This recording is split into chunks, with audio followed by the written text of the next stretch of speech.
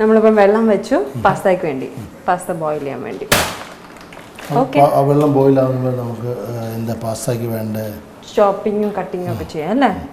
Garlic already ചോപ്പ് ചെയ്ത് വെച്ചിട്ടുണ്ട്. ഇതെന്താണിത്?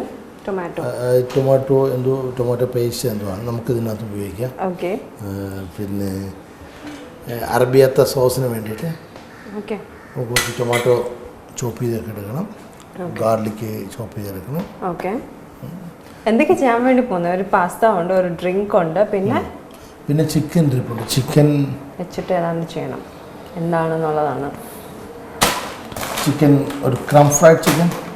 Fine, മോളുണ്ടായാലും ഇഷ്ടപ്പെടുമായിരിക്കും അല്ലേ? മോളുണ്ടല്ലോ, അതുകൊണ്ട് മോൾക്കൊരു ഇതായിട്ട് മൂന്നെണ്ണം. ഓക്കെ, ഒരു പാസ്ത, ഒരു ക്രം ഫ്രൈഡ് ചിക്കൻ, ഒരു ഡ്രിങ്ക്.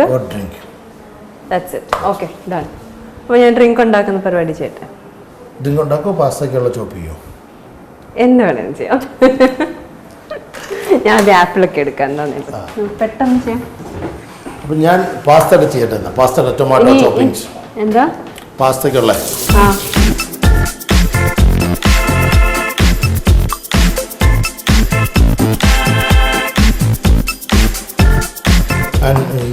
അറബിയത്തെ കഴിക്കാൻ പോരില്ല. ഞാൻ പോയി ഒരു ക്ലാസ്സിന് വേണ്ടി പോയി. വൈറ്റ് സോസും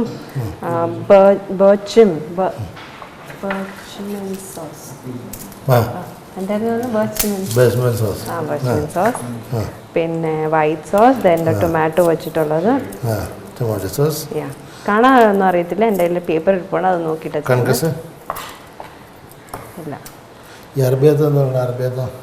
ഇതെന്താ ചെയ്യണ്ടേ? അറബിയത്തെ സോസ് ഉണ്ടാക്കണ്ടേ? ഓക്കെ, അപ്പോൾ ഷെഫ് പറ. ഈ പെന്നെ പാസ്ത അവിടെ ഇരിപ്പുണ്ട്. ഓക്കെ, കട്ടിങ് കഴിഞ്ഞു. പാസ്ത എവിടുന്ന് വന്നേ? ഞാൻ പറയുന്നുണ്ട് എന്നെ ഓടിച്ചു വിടുന്നുണ്ടോ ചോദിച്ചപ്പോൾ. ഇതിലും ചോയത്തിനാക്കണം, വേണ്ടല്ലോ? ഇനി വേണ്ടല്ലോ? വേണം, കുറച്ചുകൂടെ ചോളം. ഞാനിപ്പോൾ വെള്ളത്തിനകത്ത് ഇട്ട് വെച്ചാൽ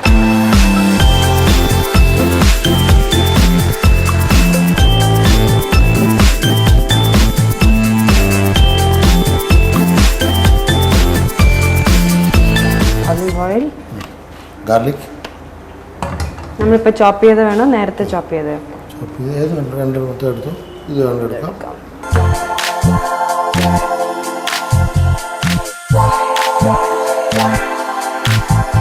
ശരി, എനിക്ക് ഉപ്പിട്ടിട്ട് ഷെഫ് ഉപ്പിടാൻ മറന്നുപോയില്ലേ? ഞാൻ ഉപ്പിടാൻ മറന്നു. ലാലല്ലേ ബോയിലേ വെച്ചിരുന്നു, പിന്നെ എന്നോട് ഉപ്പിടാൻ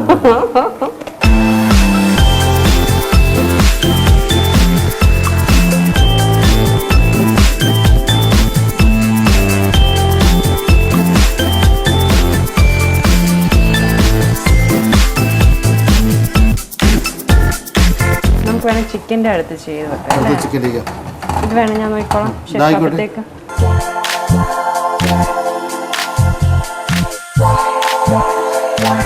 സോൾട്ട്, പെപ്പർ, പിന്നെ ഒലിവ് ഓയിൽ. ഞാൻ ഇളക്കട്ടെ? കുറച്ച് ഗാർലിക്.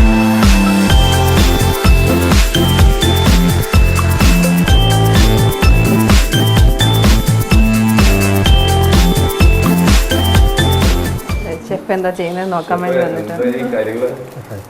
റെഡി ആയിക്കൊണ്ടിരിക്കുന്നു. ഒരു മോള് പറഞ്ഞ മോക്ക് പാസ്ത ഇഷ്ടമെന്ന് പറഞ്ഞു. ഞങ്ങൾ നമുക്ക് പാസ്തയുണ്ട്, മോക്ക് ഇഷ്ടപ്പെടുന്ന ഒരു പാസ്ത ഉണ്ടാക്കുന്നുണ്ട്. ആര് റിലേറ്റീവ് വരണ്ടില്ല? ഇറ്റാലിയൻ ഷെഫ് ഉണ്ട്. അപ്പം നോക്കണം കേട്ടോ, ഏത് ഷെഫ് ചെയ്യുന്നത് നല്ലതായിട്ടുള്ളതാണ് കേട്ടോ. ഞാൻ പിന്നെ ഓൾറെഡി ഒരു പാര വെച്ച് കഴിച്ചിട്ടില്ല. ഇതിനു വേണ്ടിട്ട് വെയിറ്റ് ചെയ്യായിരുന്നല്ലേ? അതൊക്കെയാണ് പറഞ്ഞേക്കുന്നത്. സ്കൂൾ കുട്ടികൾ വരുമ്പോഴത്തേക്കും പെട്ടെന്ന് മോൾ പെട്ടെന്ന് റെഡി ആക്കി തരാം കേട്ടോ. കുടിക്കാനും പരിപാടി ഓണത്തിന് പ്രത്യേകിച്ച് പരിപാടിയില്ല. അപ്പം ഞങ്ങളുടെ പള്ളിയിൽ ചില പരിപാടിയുണ്ട്, ഫംഗ്ഷൻ ഉണ്ട്. അങ്ങനെ ഞാൻ സാധാരണ അങ്ങനെ പുറത്തേക്ക് പറഞ്ഞ ഇവിടെ അന്ന് തറവാടാണ്, അപ്പുറത്ത് തറവാടാണ്. അപ്പം ഓണത്തിന് വിശേഷ ദിവസങ്ങളിലൊക്കെ ഒരു പ്രശ്നം എന്ന് പറഞ്ഞു കഴിഞ്ഞാൽ കറക്റ്റ് 1 മണിക്ക് ഇവിടെ എത്തണം. അത് ഇലയിട്ട് ഒരു ഊണുണ്ട്, അമ്മച്ചിയുടെ ഒരു സ്പെഷ്യലായിട്ടൊരു അമ്മച്ചി. അപ്പൊ ഞങ്ങള് വർഷങ്ങളായിട്ട് അവിടെ തന്നെ ആ സിസ്റ്റം ഫോളോ ചെയ്തുകൊണ്ട് വന്നിട്ട് 1.5 വർഷമായിരുന്നു. അപ്പൊ എനിക്കൊരു ബ്രദറുണ്ട്. ബ്രദർ ഇപ്പൊ പുറത്താണ്, പുള്ളി ഓസ്ട്രേലിയയിലാണ്. അപ്പൊ അവരിന്റെ ഒരു മിസ്സിങ് ഉണ്ട്. അപ്പൊ അത് കാരണം ഞങ്ങൾ അങ്ങനെ പോകും. അപ്പം ബ്രദർ ഓണത്തിന് അല്ലേ ഇവിടെ അമ്മ ഒത്തിരി അല്ലേ അമ്മച്ചിയെ മിസ് ചെയ്യുന്ന അമ്മച്ചിയുടെ പൊട്ടൻ്റെ എനിക്കൊരു ഓഫീസുണ്ട്, മറ്റൊരു ഓഫീസുണ്ട്. എനിക്ക് ഈ അരിയുടെ ഒക്കെ ബിസിനസ്സാണ്, അരിയുടെ റൈസിന്. പിന്നെ എനിക്ക് 2 വണ്ടികളൊക്കെ ഉണ്ട്. കോൺട്രാക്ടർ ആണെന്നാണല്ലോ നമ്മൾ പറഞ്ഞല്ലേ? കോൺട്രാക്ട് എന്ന് പറഞ്ഞാൽ ബിൽഡിങ്, ഞാനൊരു 2 ബിൽഡിങ് ചെയ്യുന്നുണ്ട്, നമ്മൾ വീടുകൾ ചെയ്യുന്നുണ്ട്. അത് എൻ്റെ ഈ വീട് പണിത് കുറച്ച് പണിക്കാരൊക്കെ ആയിട്ട് എനിക്ക് ഭയങ്കരമായിട്ട് അതായത് വീട് ഞാൻ എൻ്റെ ഒരു ഡിസൈനർ ഉണ്ടായിരുന്നു, ബാക്കിയുള്ള പണിയിപ്പിച്ചൊക്കെ ഞാൻ തന്നെ. അപ്പൊ അതിൽ നിന്നൊരു എക്സ്പീരിയൻസ് ഉണ്ടായതുകൊണ്ട് ഒരു രസമായിട്ട് തോന്നിയതുകൊണ്ട് അപ്പൊ ഞാൻ വെറുതെ ചെയ്ത് നോക്കിയതാണ്.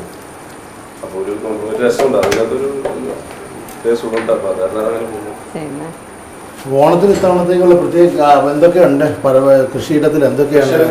കാര്യമായിട്ടൊന്നും ഉണ്ടാവാൻ വഴിയില്ല. ഞങ്ങൾക്ക് പ്ലാൻ ചെയ്തായിരുന്നു കംപ്ലീറ്റ്. രണ്ടാമത് ഇപ്പൊ തുടങ്ങിയിട്ടുള്ളൂ. മിക്കവാറും ഇത്തവണ ഏറ്റവും കൃഷിയിട്ടോട് നോക്കിയാൽ ഷെഫ് ഒരു വലിയ ഫാമർ കേട്ടോ. ആർക്കും അറിഞ്ഞൂടാത്തൊരു സീക്രട്ട് ആണ് അത്. ഞങ്ങളെല്ലാവരും ഇൻവൈറ്റ് ചെയ്തിട്ടുണ്ട്. എന്താണ് കർഷകനായ ഷെഫാണ്.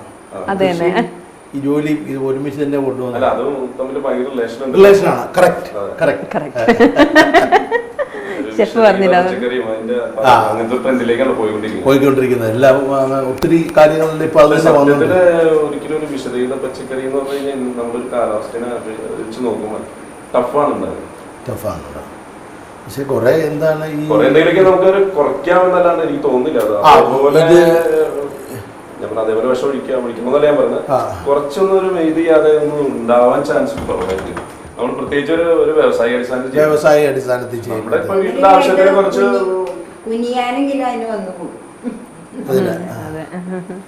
അമ്മച്ചിക്കാണ് അതിന്റെ ഒരു ഈ വെണ്ടയുടെ എങ്ങനെയാ ഈ ഭാഗത്തുള്ള ഒരു പ്രത്യേക കറി ഓണത്തിന് അങ്ങനെ വല്ലതും ഉണ്ട്? എന്തെങ്കിലും ചില സ്ഥലത്തേക്ക് കൂട്ടുകറി വേറെ രീതിയിലിരിക്കാം. അതായത് ഞങ്ങളുടെ കല്യാണത്തിനാണ് ഇവിടുത്തെ ഒരു കറി, അത് മാങ്ങാക്കറി എന്ന് പറഞ്ഞു. അത് ഞങ്ങൾക്കറിയാം. ഞങ്ങൾ അങ്കമാലില് വളരെ ഫേമസ് ആയിട്ട് കേട്ടിട്ടുള്ള കറിയാണ് മാങ്ങാക്കറി. ആ കറി എന്ന് പറഞ്ഞു കഴിഞ്ഞാൽ ഇവിടുത്തെ ജനങ്ങൾക്ക് ആ ഒരു പശുവിറച്ചി മാങ്ങാക്കറി എന്ന് പറഞ്ഞ ഒരു നൊസ്റ്റാൾജിക് ഫീലിംഗ് ആണ്. അതില്ലാതെ ഒരു കല്യാണം ഫുൾഫില്ലാതെ. ഞാൻ പ്രത്യേകിച്ച് ഒരു ക്രിസ്ത്യൻസാണ് കൂടുതൽ അത് ആ ഒരു രീതി പിന്തുടരുന്നത്. പച്ചക്കറി ഈ മീൻ അതിനകത്ത് മീൻ ഇടുന്നില്ലേ? മീൻ വളരെ കാലത്ത് ശരിക്കും ബ്രാൻഡ് എന്ന് പറഞ്ഞ മീൻ ഇട്ടുകൊണ്ടിരുന്നു. ഇപ്പൊ അത് ഇടാറില്ല. കാരണം വെച്ച് കഴിഞ്ഞാൽ അപ്പൊ ഒരു മറ്റേ പച്ചക്കറി കഴിക്കുന്ന ആൾക്കാർക്കും ആ മാങ്ങക്കറി ഉപയോഗിക്കാവുന്നതുകൊണ്ട് ഇപ്പൊ അതിനകത്ത് മീൻ ഇടുന്നില്ല. അപ്പൊ പ്യുവർ വെജിറ്റേറിയന് മാറ്റിയാണ്. ഈ ബ്രാൻഡ് ഇടുന്നതിന്റെ ഒരു കാര്യം എന്താ? നമ്മുടെ ഈ ലോക്കലിലൊക്കെ കിട്ടുന്ന അല്ല, പഴയ കാലത്ത് നമുക്ക് കിട്ടാനായിട്ടുള്ള ഏറ്റവും എല്ലാ പാടത്തും ഉണ്ടാവുന്ന ഒരു മീനാണല്ലോ. ഇപ്പോഴും കിട്ടാവുന്ന ഒരു മീൻ എന്ന് പറഞ്ഞു കഴിഞ്ഞാൽ ഈ ബ്രാലാണ്. ഇന്നിപ്പോ അതൊക്കെ ഒരു സീസൺ ബേസ് ആയിരുന്നു. അപ്പൊ ഒരു ഊത്തലിന് കിട്ടുന്ന മാത്രം ഒരു മീനായിട്ട് ഈ ബ്രാലിന്റെ ഒക്കെ വംശനാശം വന്നു കുറേയൊക്കെ അങ്ങനെയൊക്കെ. മറ്റേത് ഏത് പാടത്ത് എപ്പോ ചൂണ്ടിട്ടാലും ഒരു ബ്രാലിന് കിട്ടും.